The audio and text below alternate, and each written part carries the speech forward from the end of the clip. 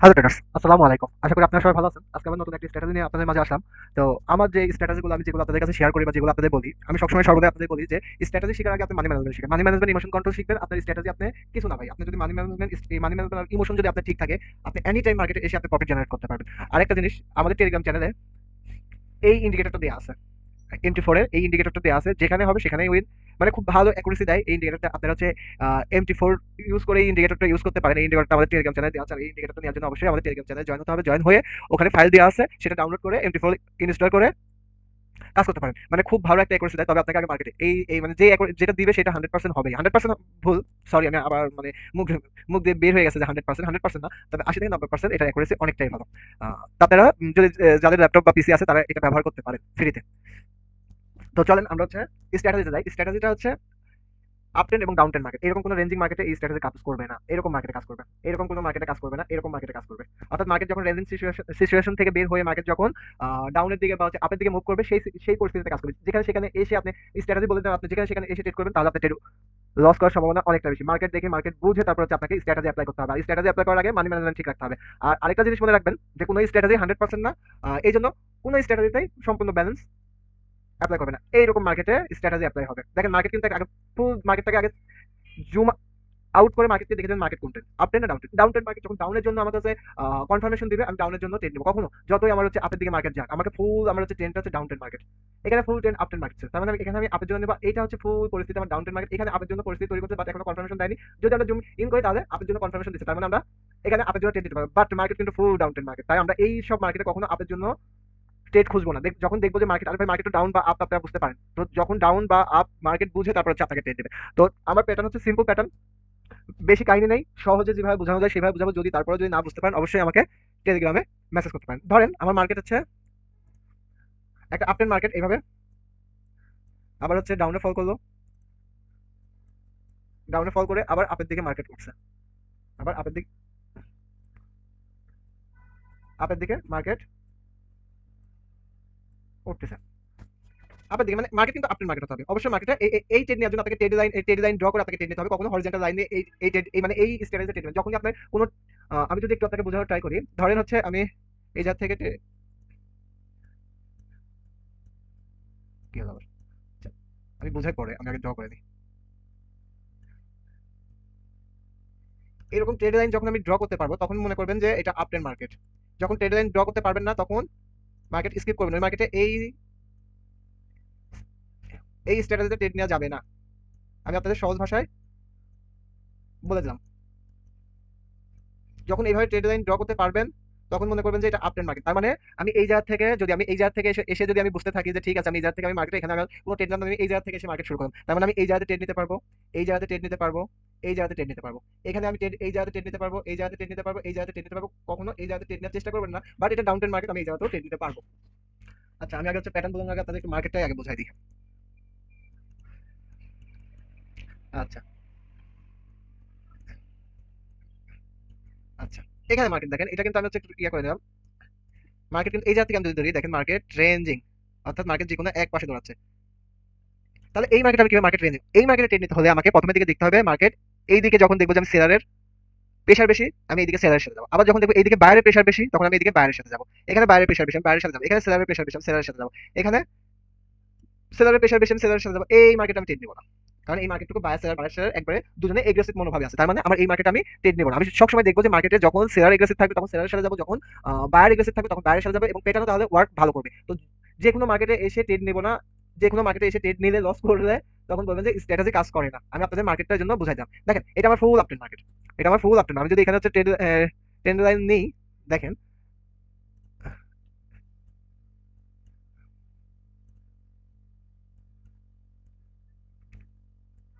দেখেন এখানে যদি আমি ট্রেড লাইন নিই দুইটা, অর্থাৎ দুইটা উইক লেভেল বা দুইটা লেভেলকে, এই একটা ট্রেড লাইন যখন ড্র করবেন অবশ্যই দুইটা লেভেলকে টাচ করতে হবে। এরকম দুইটা লেভেলকে টাচ করতে হবে, এটা উপরে হোক বা ডাউন ট্রেন্ড হোক বা আপ ট্রেন্ড, যখন দুইটা লেভেলকে টাচ করবে তখন আপনার ট্রেন্ড লাইনটা অনেকটাই আপনি তখন ধরতে পারবেন যে এটা মার্কেট কোন ট্রেন্ডে যাচ্ছে। যদি তিনটা হয় আরো বেটার। এরকম দুইটা, তারপর এই মার্কেট আমি কোথায় ট্রেড নেবো, এই জায়গাতে ট্রেড নেবো। কখন আমি এই জায়গাতে ট্রেড নিবো না, এই জায়গাতে ট্রেড নেবো, এই জায়গাতে, এই জায়গাতে ট্রেড নিবো না, আবার এই জায়গাতে ট্রেড নেবো, এই জায়গাতে আমি ট্রেড নিতে পারি। এই জায়গাতে আমি ট্রেড নিলাম না, একটু স্কিপ করলাম, মার্কেট দেখলাম, পর্যবেক্ষণ করলাম, যখন আমার এই স্ট্র্যাটেজির জন্য বসে যখন দেখবো যে মার্কেট আমার এখন ওয়ার্কেবল, মানে মার্কেট আমার সবকিছু অর্থাৎ ট্রেড লাইন হতে হবে, মার্কেট যে কোনো এক ট্রেন্ডে যেতে হবে, আপ অথবা ডাউন, মার্কেটকে ট্রেড লাইন অন্তত দুইটা যদি হচ্ছে টাচ করে তাহলে মনে করবো আপ ট্রেন্ড, যদি নিচে টাচ করে তাহলে মনে করবো আপ ট্রেন্ড, উপরে টাচ করে মনে করবো ডাউন ট্রেন্ড, এরকম মার্কেটে আমরা ট্রেড দেবো। এখন আসি আমরা হচ্ছে আমাদের ইয়াটা স্ট্র্যাটেজিটা। স্ট্র্যাটেজি কিছু না, যখন মার্কেট কি ব্যাপার এরকম, যখন মার্কেট এইভাবে আপ মুভে যাতে থাকবে, যাওয়ার পরে যাওয়ার পরে প্রথমে প্রথমে আমার এই জায়গাতে হচ্ছে একটা ফেয়ার ভ্যালু গ্যাপ থাকলে সবচাইতে ভালো, একটা ফেয়ার ভ্যালু গ্যাপ থাকলে সবচাইতে ভালো হয়। আর পিছনে যেন কোনো সাপোর্ট লেভেল না থাকে, পিছনে কোনো সাপোর্ট লেভেল না থাকে, প্রাইজেকশন থাকবে বাট কোনো সাপোর্ট, স্ট্রং কোনো সাপোর্ট লেভেল না থাকলে বেশি ভালো। তো এই ক্ষেত্রে মার্কেট যখন ফেয়ার ভ্যালু গ্যাপ তৈরি করে, মার্কেট এই জায়গাতে একটা রেড ক্যান্ডেল দিবে, একটাও দিতে পারে দুইটাও দিতে পারে, তো আমি একটা দিলাম, দেওয়ার পরে আবার গ্রিন ক্যান্ডেল তৈরি করলো, গ্রিন ক্যান্ডেল তৈরি করলো, গ্রিন ক্যান্ডেল তৈরি করলো, এই তো। তার মানে হচ্ছে আমার হচ্ছে এখানে হচ্ছে একটা জিনিস বিষয় যদি আমি হিসাব বলি, এটা আমার 1 নাম্বার, 2 নাম্বার, 3 নাম্বার, 4 নাম্বার আমার শিওর শট।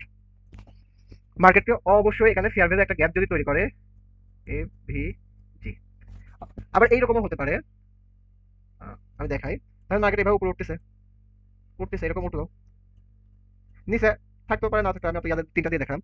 এই জায়গাতে হচ্ছে একটা রেড ক্যান্ডেল দিল, আরেকটা দিল, রেড ক্যান্ডেল যদি দুইটা দিবে, বাট দ্বিতীয় রেড ক্যান্ডেল তার বডির মধ্যে এখানে যে গ্যাপটা থাকবে, ফেয়ার ভ্যালু গ্যাপটা অবশ্যই থাকবে।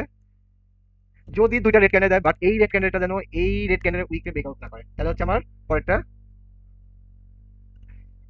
Sure shot.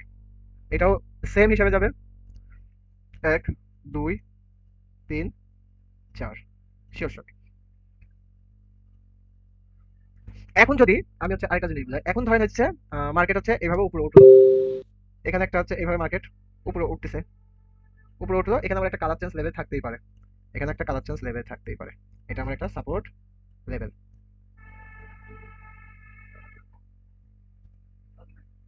এটা আমার একটা সাপোর্ট লেভেল।